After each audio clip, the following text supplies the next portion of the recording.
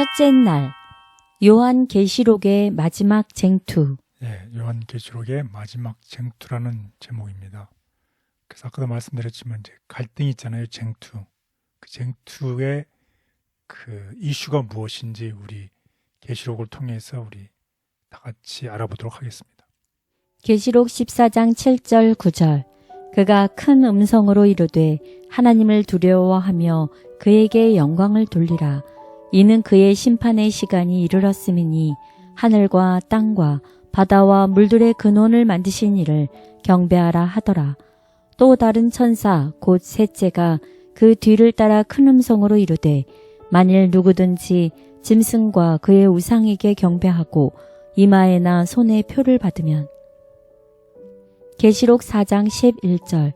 우리 주 하나님이여 영광과 존귀와 권능을 받으시는 것이 합당하오니 주께서 만물을 지으신지라.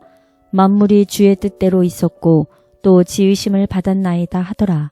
네, 우리가 지난 시간에도 배웠지만 결국 경배가 큰 이슈가 되는데 결국은 이 14장 계시록 4장 11절에 보면 이 하나님께서 영광과 존귀와 권능을 받으시는 것이 합당하다는 것이죠. 왜 합당할까요? 우리의 창조자이고 우리의 구속주이기 때문이죠. 그래서 결국은 우리가 누구를 경배해야 되는 건가요? 하나님. 하나님을 경배해야 되는 것이죠. 근데 하나님 외에 다른 여기 나오는 단어처럼 짐승, 우상에게 경배하지 말라고 우리에게 경고를 하고 있어요. 결국 하나님을 경배하느냐? 하나님 외에 다른 대상인 짐승과 우상에게 경배하느냐? 이런 일들이 남아있는 것이죠. 네. 그래서 이 요한계시록에 이 하나님께서 우리에게 주신 사랑으로 주신 이 기별인데 결국 이 갈등이 이 쟁투가 이미 우리가 배우는 것처럼 하늘에서 시작이 되었죠. 하늘에서 세이탄이 이 교만해져서 자기가 높은 무뼈리에 내 보좌를 세우리라 이렇게 자신을 높였잖아요. 그런 이 예배의 경배의 대상, 경배의 싸움이 하늘에서 이미 시작되었고 그것이 이제 마지막 절정을 향해서 흘러가고 있다는 것입니다. 그런데 특별히 이 경배와 아까 말씀드렸지만 이 하나님께서 경배받게 합당하신 이유는 무엇이라는 것이에요. 창조주이고 우리를 구속하신 구속주이기 때문이잖아요. 그래서 창조와 예배는 뗄래야 뗄 수 없는 불가분의 관계가 있다는 거죠. 특별히 계시록 14장 7절에서는 무엇을 강조하고 있어요? 하늘과 땅과 바다, 물들의 근원을 만드신 창조주 하나님을 강조하고 있어요. 그리고 경배를 강조하고 있어요. 그렇다고 하면 하나님의 계명 중에서 창조주임을 강조하는 계명이 몇 번째 계명인가요? 네 번째 계명이죠. 결국 그 네 번째 계명이 무엇인가요? 안식일을 거룩하게 지키라고 하는 계명입니다.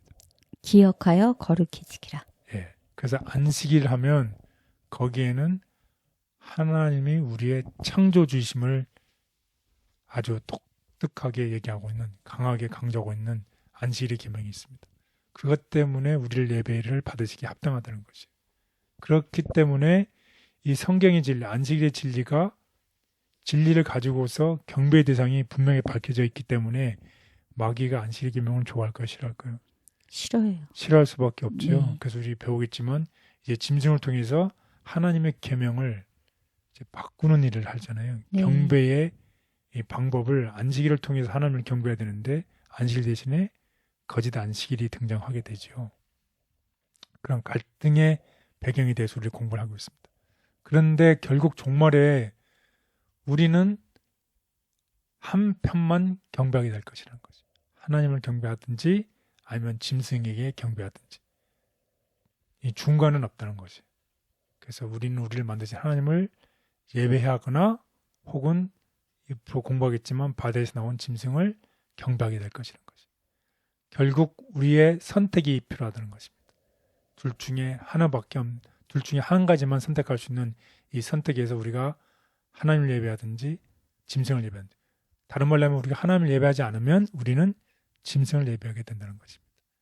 그래서 우리는 이런 배경을 잘 알고서 우리가 마지막 이 최후의 전투에 서 있는데 끝까지 하나님께 충성하는 우리 모두가 되기를 바라겠습니다.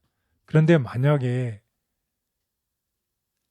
사탄이 하나님께 충성하도록 그렇게 찝게 내버려두지 않는다는 것이, 결국 무엇이 온다는 것이, 하나님을 신실하게 따르고자 하면 이 핍박, 고통의 시기가 온다는 것을 꼭 기억하시면 좋겠습니다. 그래서 이런 다가오는 위기에 대해서 오늘 공부를 통해서 우리가 잘 이해하면 좋겠습니다. 하나님께 충성하는 하나님의 백성. 계시록 12장 17절. 용이 여자에게 분노하여 돌아가서 그 여자의 남은 자손 곧 하나님의 계명을 지키며 예수의 증거를 가진 자들과 더불어 싸우려고 바다 모래 위에 서 있더라. 계시록 14장 12절.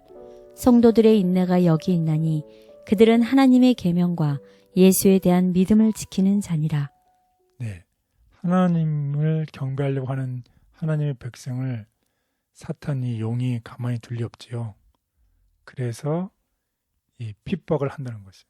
그래서 용이 분노해서 들어가서 하나님의 남은 자손, 곧 특징이 뭐냐면 하나님의 계명을 지키며 예수 증거를 가진 자들로 더부려고 바다 모래 위에 서 있는데, 여기서 얘기하잖아요. 성도들의 인내가 여기 있나니 그들은 하나님의 계명과 예수의 믿음을 지킨 자니라, 혹은 예수님의 믿음을 가진 자니라, 지키는 자니라, 이런 얘기를 하고 있습니다. 결국 예수님의 믿음이란 어떤 것인가요? 우리가 결국 가져야 될 믿음은 예수님께서 가졌던 그 믿음을 가져야 되는데, 그 예수님의 믿음은 교과 공부는 다음과 같이 얘기를 하고 있습니다. 예수의 믿음은 앞이 보이지 않은 때에도 여전히 신뢰하는 깊은 믿음이다. 이는 이해할 수 없을 때 인내하는 믿음이다. 그것은 믿음으로 받는 예수님께서 주시는 선물이며 임박한 쟁투를 헤쳐나가는 원동력이 된다. 네, 우리 모두 다 예수님께서 가졌던 그 믿음을 우리가 가지고 이 전쟁에서 승리하는 우리 모두가 되기를 바라겠습니다. 아멘. 그래서 특별히 넷째 계명을 강조하고 있습니다. 넷째 계명을 지키는 대신에 국가의 법률과 일치되도록 거짓 안식일을 지키는 것은 하나님과 반대되는 세력에 충성하는 표가 되는 한편, 하나님의 율법을 쫓아 참 안식일을 지키는 것은 창조주께 충성하는 증거가 될 것이다. 오직 산 믿음. 악을 정복하는 일은 믿음을 통해서만 이루어져야 한다.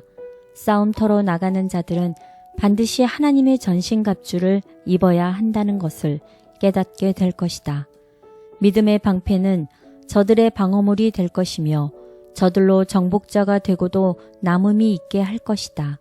믿음 외에는 아무것도 쓸모없을 것이니 이 믿음은 곧 만군의 여호와를 믿는 믿음이요 그분의 명령에 순종하는 믿음이다. 오직 산 믿음만이 저들로 무적의 군사가 되게 하며 악한 날에 설 수 있게 하고 처음에 가진 신뢰심을 끝까지 견지하는 가운데 단호하며 요지부동하게 할 것이다.